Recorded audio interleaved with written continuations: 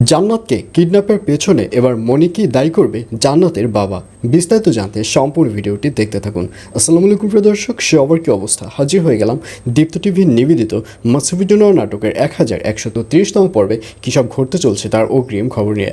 Alright, এই পর্বে আপনারা দেখতে পারবেন অবশেষে আনোয়ারের লোকটি যে পিকআপটি ভাড়া করে জান্নাতকে কিডন্যাপের জন্য নিয়ে এসেছিল, সেই পিকআপে করেই জান্নাতকে এবার কিডন্যাপ করে নিয়ে যাবে এবং অবশেষে জান্নাতকে আর বাড়ি ফিরতে দেখা যাবে না।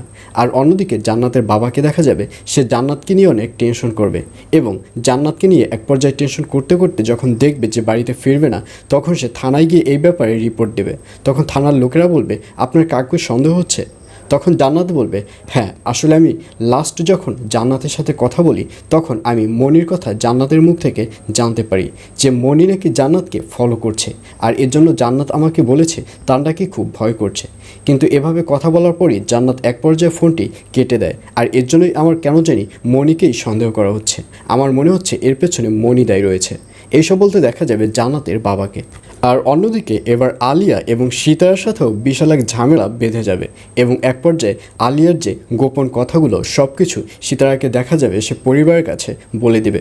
আর ঝামেলা বাজানোর প্রধান কারণ হচ্ছে সীতারাকে দেখা যাবে সে আলিয়ার কাছে টাকা চাইবে। সীতারা বলবে, আমি তোমার মতো কুমিরকে যে খাল কেটে এই বাড়িতে নিয়ে আসলাম তার জন্য তুমি যে আমাকে টাকা দেবার কথা বলেছিলে, নাহিদ আসার সময় নাহিদকে সেই টাকাগুলো নিয়ে আসতে বলবে।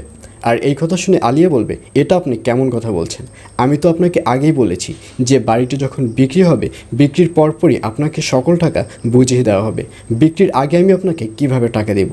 আর এই কথা শুনে সীতারা বলবে, আমি তোমার এত শত কথা বুঝি না, আমি টাকা চেয়েছি তো টাকা চেয়েছি, তুমি যদি টাকা না দাও তাহলে তুমি যে দ্বিতীয় আরেকটি বিয়ে করেছো, নাহিদ যে তোমার ভাই নয়, নাহিদ হচ্ছে যে তোমার হাজব্যান্ড, এটা কিন্তু আমি সবাইকে বলে দিব। এসব বলতে দেখা যাবে সীতারাকে। আর অন্যদিকে জালাল চৌধুরীকে দেখা যাবে অবশেষে সে এবার নিজেই টাকা নিয়ে মনিদের বাড়িতে হাজির হবে।